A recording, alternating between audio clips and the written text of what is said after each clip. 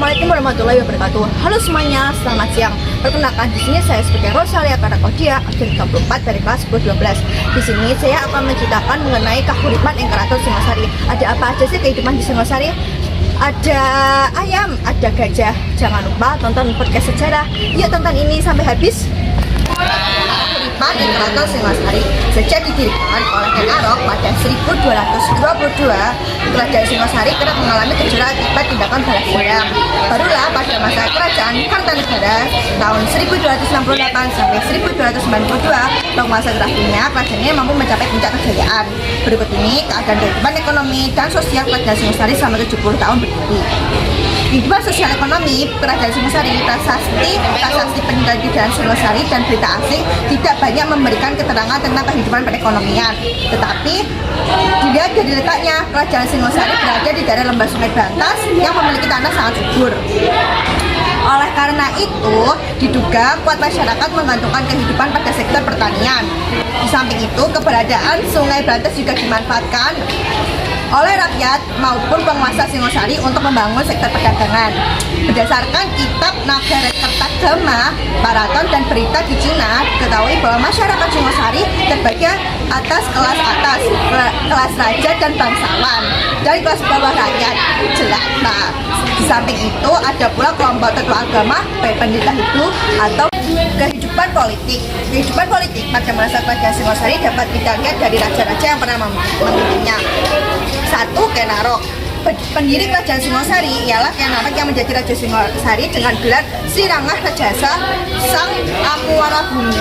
Munculnya Ken Arok sebagai raja pertama Singosari menandai munculnya suatu dinasti baru, yakni dinasti Raja Saswangara atau Grindira.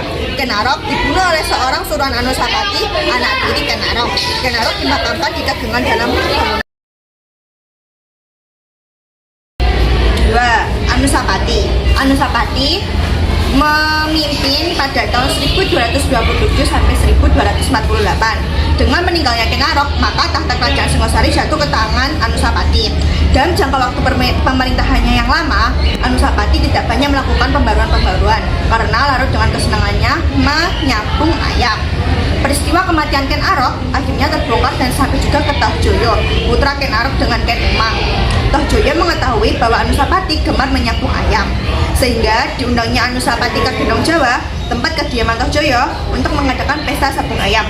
Pada saat Anusapati asyik menyaksikan aduan ayamnya, secara tiba-tiba Tohjoyo menyambut keris buatan Empu Gandring yang dibawanya dan langsung menusuk Anusapati. Dengan demikian meninggalnya Anusapati yang didamarkan di Candi Kidal. 3. Tohjoyo memerintah pada tahun 1248. Dengan meninggalnya Anusapati, maka tahta kerajaan Singosari dipegang oleh Tohjoyo. Namun, Tohjoyo memerintah kerajaan Singosari tidak lama, sebab anak Anusapati yang bernama Ranggawuni berusaha membalas kematian ayahnya. Dengan bantuan Mahesa Cempaka dan para penghuninya, Ranggawuni berhasil menggulingkan Tohjoyo dan kemudian menduduki Singgasana.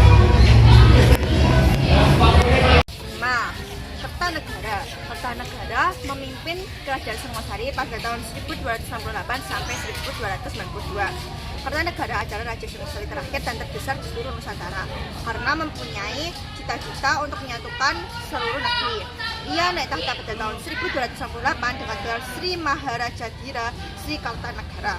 Dalam pemerintahannya, ia dibantu oleh 3 orang untuk dapat mewujudkan gagasan penyatuan Nusantara.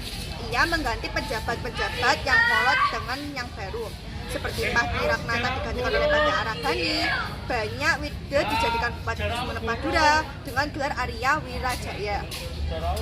Setelah Jawa dapat diselesaikan, kemudian perhatian ditujukan ke daerah lain. Kertanegara mengirimkan utusan ke Melayu yang dikenal dengan nama Ekspedisi Pamalayu 1275 yang berhasil menguasai kerajaan Melayu.